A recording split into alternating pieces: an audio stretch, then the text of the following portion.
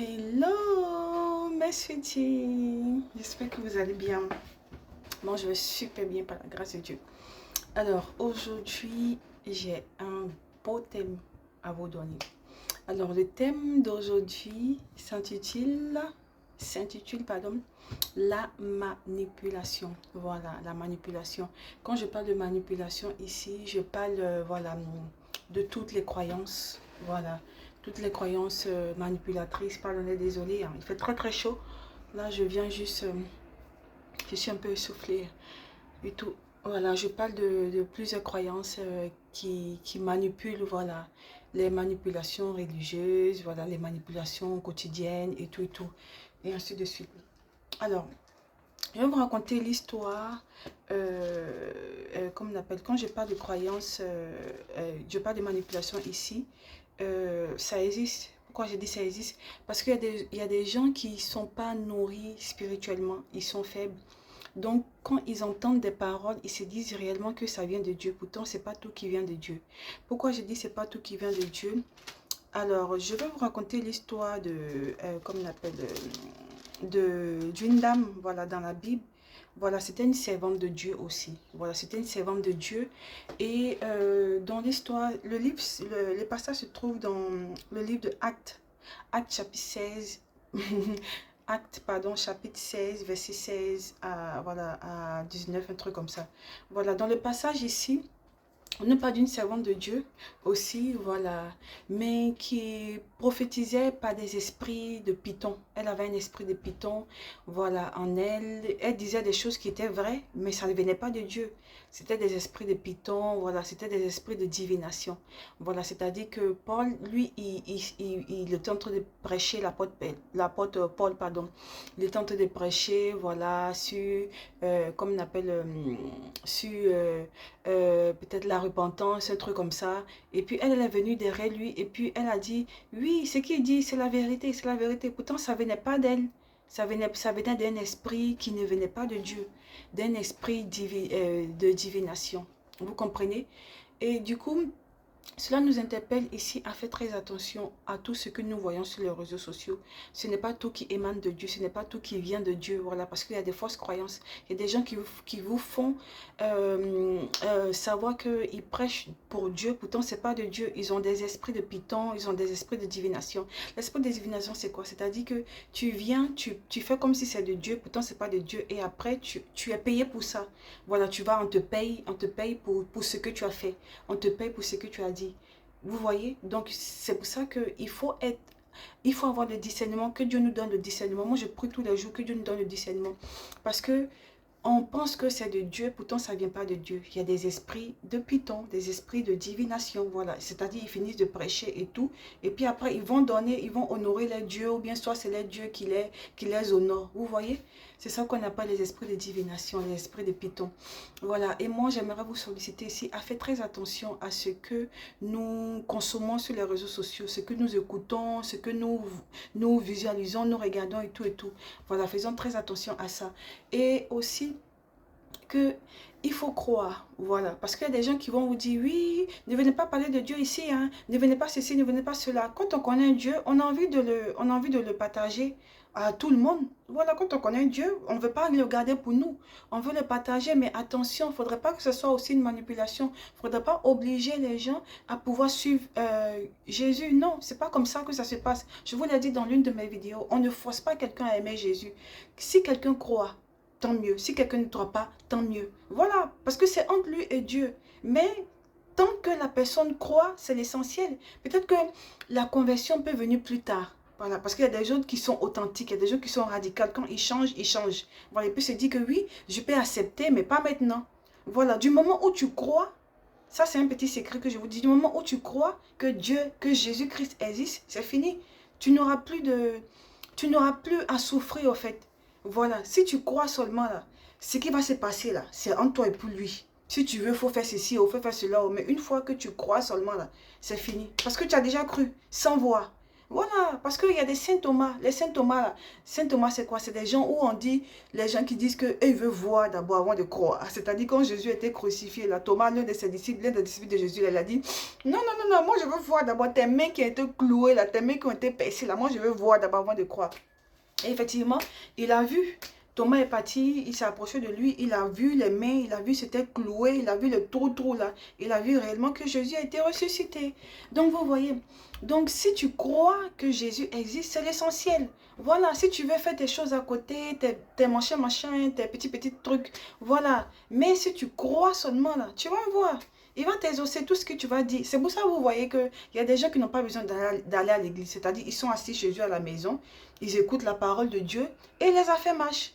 Parce que leur cœur est aligné à Dieu, parce qu'ils croient, ils croient que Dieu existe, ils croient en ce que Dieu a dit. Voilà, et ce n'est pas le fait de partir tous les jours à l'église qui fait de toi un chrétien. Voilà, comme je vous ai dit là, il y a des sorciers même là, ils sont à l'église, ils sont assis à l'église là-bas. Vous comprenez? Voilà, moi c'est mon expérience. Moi je ne parle pas des à peu près. Ce sont des trucs qui sont véridiques, des trucs que j'ai vécu. Voilà, je vais vous en épargner les détails. Voilà, pour ne pas trop extrapoler, pour ne pas trop exagérer dans les choses. Vous comprenez? Et le Seigneur nous parle aussi de la parabole des semeurs. Voilà. Est-ce que vous connaissez la parabole des semeurs? Ça, c'est un truc qui est très, très compréhensible aussi. On le trouve dans le livre de Matthieu. Matthieu chapitre 13. Voilà. Matthieu chapitre 13. Voilà. Je vais vous laisser lire. D'accord? Et vous allez m'en donner des nouvelles. Vous allez me dire ce que vous avez compris. Voilà, ça parle des personnes qui sont un peu faibles spirituellement. C'est-à-dire que toi, tu es faible spirituellement, pardon, je titube un peu. Quand toi, tu es faible spirituellement et que tu entends la parole et que tu veux la mettre en pratique, le diable chétan, il vient et puis il te détourne de Dieu. Vous voyez? Et ça se trouve dans le livre de Matthieu chapitre 13, verset... Matthieu chapitre 13, verset 1 jusqu'à... Voilà, on va dire jusqu'à peut-être 23. Voilà. Une prochaine fois, je vais vous faire un enseignement dessus. Voilà. Donc, il faut être nourri. Il faut avoir la nourriture solide. Quand je vous dis, vous êtes des bébés ngangués, là. Vous avez besoin de lait. De lait. De lait spirituel. Vous avez besoin de la parole de Dieu pour pouvoir grandir spirituellement. Oui, parce que Dieu, même si tu es en Chine, tu es au Japon, tu fais le tour du monde, comme je dis là, dans toutes les églises, là, si ton cœur n'est pas aligné avec Dieu, ça sera zéro. Voilà, c'est pourquoi il y a des gens qui sont assis chez eux à la maison, qui ne vont même pas à l'église, ou bien mais qui réussissent dans la vie. Parce que leur cœur est aligné avec Dieu. S'ils croient seulement, là, c'est fini. Voilà, le reste, c'est entre toi et Dieu. Juste crois, même si tu ne pratiques pas, même si tu ne vas pas à l'église, juste crois seulement que Jésus-Christ existe, tu vas voir. Ici, on n'oblige pas les gens à suivre Jésus. On vous dit juste de croire. Voilà, juste ça. C-R-O-I-R-E. Croire. Croire. Voilà. Il faut juste croire en Jésus-Christ. Voilà. C'est un partage de foi. C'est pour nourrir votre foi. C'est pour agrandir votre foi. Voilà. Ce n'est pas une obligation. Soit tu l'acceptes ou soit tu ne l'acceptes pas. C'est ton choix. C'est libre à toi. Voilà. On ne va pas mettre la corde au cou. Ou bien on ne va pas vous mettre des bracelets en fer pour dire oui, obligé de suivre Jésus. Allez voir dans ma vidéo là. Dans ma vidéo où j'étais en orange avec un béret à porter en direct. Voilà. Allez voir ça là-bas. Voilà, là-bas, j'ai été bien explicite. On ne force pas les gens à suivre Jésus. On ne force jamais quelqu'un à suivre Jésus. Si quelqu'un veut suivre Jésus, il va suivre de son propre gré, de lui-même. Voilà, parce que c'est, quand on va partir au ciel, là, chacun comme on appelle, aura sa place. Hein. Voilà, on va faire une longue queue comme ça, chacun aura sa place. Toi, passe. Oui, toi, passe. On t'a parlé de Jésus. Et tu as écouté? Tu as cru? Non. Ah, d'accord. Mets-toi là, à gauche. Et toi? Tu as cru? Oui, ok, mets-toi là à droite. Vous voyez, c'est un truc comme ça. Voilà, c'est juste une image que je vous dis. Sinon, on ne vous exige pas. On n'impose pas.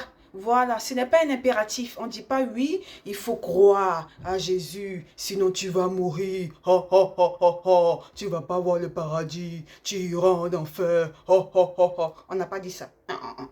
On n'a pas dit ça. On n'est pas arrivé là-bas. On a dit juste il faut croire en Jésus-Christ. Tu peux être musulman, tu peux être agnostique. Voilà, ceux qui ne croient pas, ceux qui ne savent pas que Dieu existe, qui ne croient pas en l'existence de Dieu. Ou bien tu peux être bouddhiste, ou bien tu peux être athée, voilà, ceux qui ne croient pas du tout en Dieu, voilà. Tu peux dire, oui, moi je crois, c'est juste ça, tu dis, même Jésus a dit quoi? À la dernière minute, Jésus a dit quoi? Quand Jésus dit que les premiers seront les derniers seront les premiers là. C'est pour ça aussi, hein. Parce qu'il y a des gens là, au début là, ils sont chauds pour Dieu. Mais après, le feu s'éteint, petit à petit, petit à petit. Et c'est ceux qui n'ont pas cru là. C'est eux maintenant qui vont venir encore, voilà, ils seront motivés maintenant, ils vont dire, oh, Dieu, c'est vrai, ils vont commencer à nourrir leur foi un peu, puis ils vont commencer à s'approcher de Dieu. Et là maintenant, là, peut-être que maintenant, c'est à ce moment-là même que Dieu même est déjà proche même, que Jésus même va sonner à ton porte. Vous voyez? Donc voilà, c'est un peu ça. Donc on n'oblige personne à suivre Jésus ici. Ici, c'est un partage de foi. Si tu veux, tu crois. Si tu veux, tu crois pas. Tout le monde a sa croyance. Vous pouvez croire en qui vous voulez, mais nous, on motive. Voilà, on vous motive pour que vous puissiez avoir la foi. Parce qu'il y a des gens qui sont faibles spirituellement. Ils veulent, mais peut-être qu'ils sont découragés par les circonstances. Ou bien peut-être qu'ils ont peur des approbations des hommes, vous voyez. Ou bien peut-être qu'ils se disent, non, si je fais ça, est-ce que vraiment c'est sûr? Est-ce que vraiment j'irai au paradis? Est-ce que vraiment c'est vrai? Vous voyez, il y a beaucoup de trucs comme ça qui passent. Vous comprenez? Donc, c'est pour ça qu'il faut laisser les gens suivre leur logique. Il faut laisser. Parce qu'en fait de Dieu, là, on ne force pas. Ceux même qui réunissent Dieu aujourd'hui, qui disent qu'ils ne croient pas en Dieu, là. Demain, c'est qu'on prend le micro, qui vont dire, ah, Issa, Dia. C'est pas petit l'homme qui est là. Vous comprenez? Ils vont prendre le micro, ils vont prêcher, ils vont rapper même pour Dieu. Vous comprenez? C'est eux-mêmes qui seront devant même. Pour dire que oui, vraiment Dieu existe. Donc c'est comme ça. On ne force personne ici. C'est une question de temps. Voilà, c'est une question de temps.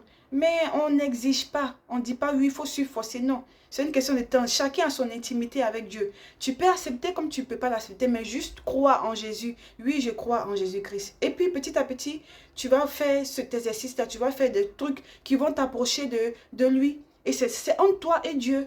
Vous comprenez? Donc, on ne force personne ici. On ne met pas un truc pour dire oui, suivez, sinon vous allez vous pendre ou bien ça. Non, non, non. Pas du tout ça. D'accord? Donc, je vous aime, mes sweeties. Voilà, j'ai fait beaucoup, énormément de trucs.